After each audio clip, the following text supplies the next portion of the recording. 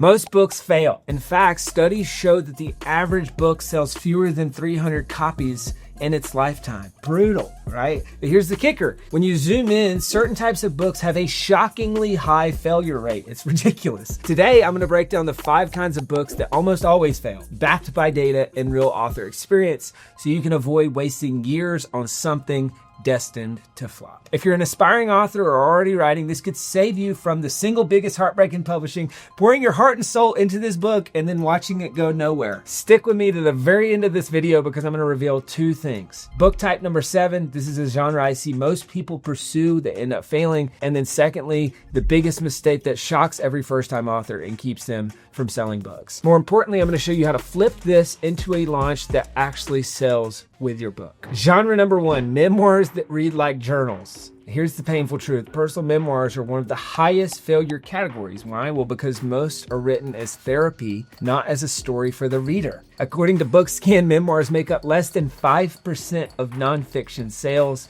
and only a handful ever break through. If every chapter is here's how I felt, here's what happened to me, here's why my life sucks, or even just here's how I overcame this thing, with no reader takeaway, the result is 50 copies sold, mostly to family. It's like inviting people to your therapy session and charging admission. They're gonna smile politely, but they're not coming back. Great memoirs aren't about the author, they're about the universal story underneath and the message for the reader, okay? So if you are gonna write a memoir, your memoir isn't about you, it's about what your story can do for the reader and how your story can help the reader and the themes for the reader. Genre number 2, books with zero market research. All right, this one's sneaky.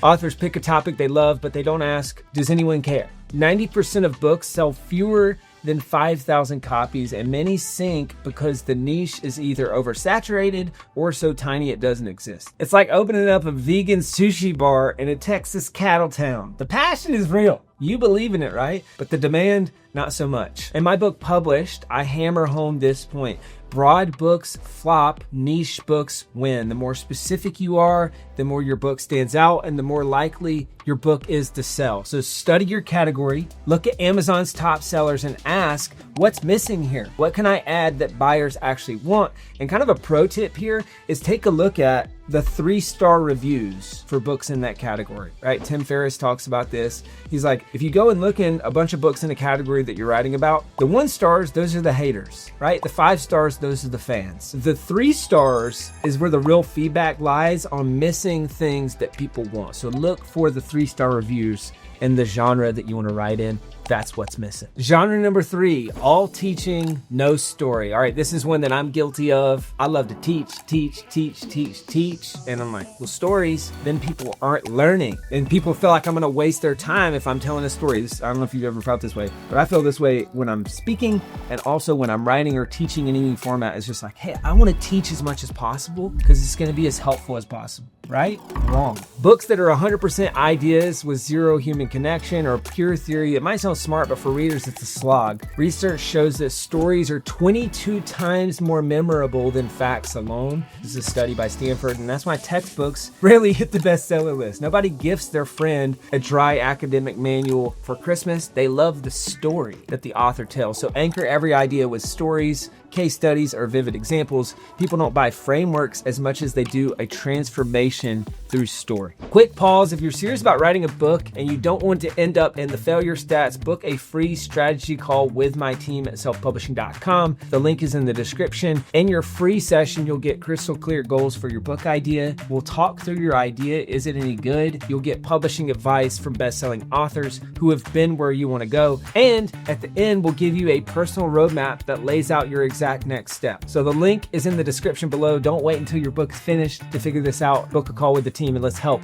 with your book. Genre number 4, bad cover and title combo. This is a silent killer. Okay, you could have the next Atomic Habits hiding inside your manuscript, but if your cover looks amateur or your title is confusing, the book dies before it even gets a click. Nielsen data shows that browsers spend less than 8 seconds deciding whether to buy a book. So the cover and title do all the work. It's like showing up to Shark Tank and flip-flops. It doesn't matter how good the idea is, no one takes you seriously. So as I wrote in my book Published, people do judge a book by its cover. Your cover is the billboard for your book, and if it looks like a Monday morning draft instead of your Sunday best, your book is dead on arrival. So hire a pro cover designer, test your title with readers, and make sure that it instantly creates clarity and curiosity in 2 seconds flat, because people will either look at and pick up your book and start to skim and then buy it, or they'll click into your listing if your title and cover is good, and they're either going to bounce after 15 seconds and not buy, or stay for a couple minutes and buy your cover and title.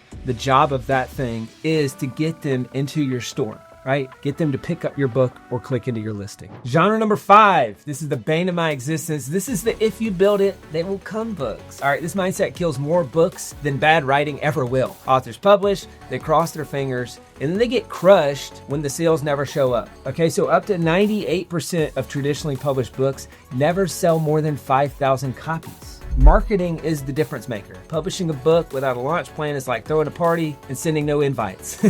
And then wondering why no one came. That's why I created a free training called the $7 Million Business Card. And in that training, I walk through exactly how I've used books to generate millions in leads and sales. If you want to go deeper after this video, the link is in the description. Start marketing before your book is finished. Build an email list, use social, create a launch team. Writing a book is half the job. Selling it is the other half, and it's a big half. All right, Robert Kiyosaki always says it's called best-selling book, not best-written book. So if you just write a good book and then don't market it, which by the way, whether you traditionally publish or self-publish, you are responsible for marketing your book. Nobody else is responsible. So if you just build it and think that they will come, they're not going to come. If you care about changing people's lives through this book, you can't change their life if they don't read the book. They can't read the book if they don't buy the book, and they can't buy the book if they don't know about it. And knowing about it means you marketing that book. So if you build it, they will not come. Number 6, first-time fiction authors with only one book. All right, this is a tough one for many of you to hear. I mean, we always say real authors write fiction, all right, because it's way harder. I'm not gonna lie. So if you're thinking about writing fiction and nonfiction, write the nonfiction book first and then write the fiction book next, because you're gonna learn the process. Look, fiction is much harder. If you know anything about baseball, it's kind of like the home run slugger. Like, fiction is most likely to hit a home run, but it's also most likely to strike out. So nonfiction, you can pretty consistently get a base hit, but fiction is feast or famine. On one hand, all of the top selling books on Amazon are fiction books, but on the other hand, there's a graveyard of fiction books. It's kind of like this massive divide between the haves and the have-nots. You've got these handful of books that are just killing it, and then a bunch of other books that aren't doing so well. So most fiction books strike out unless you have multiple books in a series. So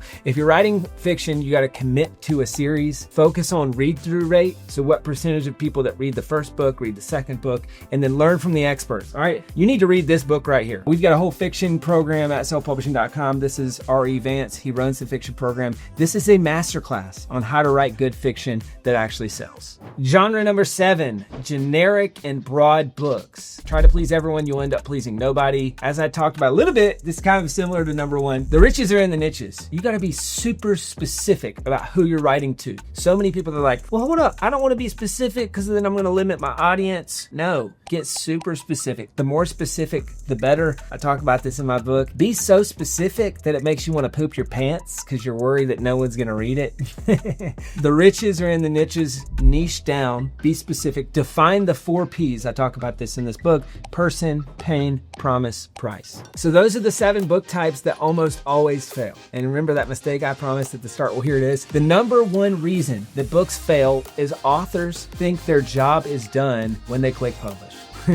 This is a killer of so many potentially successful books, because the truth is that publish is just the starting line. Without a real launch, even great books disappear. But the good news is, with the right plan, you can flip that mistake into momentum that sets you apart. Follow what we call the 1-year launch, okay? Follow the 1-year launch. This is exactly what we help authors do every single day. If this video was helpful, hit the like button, subscribe to the video, and share this video with someone who's working on a book so you can help them avoid publishing a book in one of these catastrophic 7 categories. Like I mentioned earlier, if you're ready to be one step closer to becoming a best-selling author, book a free strategy call with my team. The link is in the description below. Don't just write a book that actually sells. We want to help you do that. I'll see you in the next video.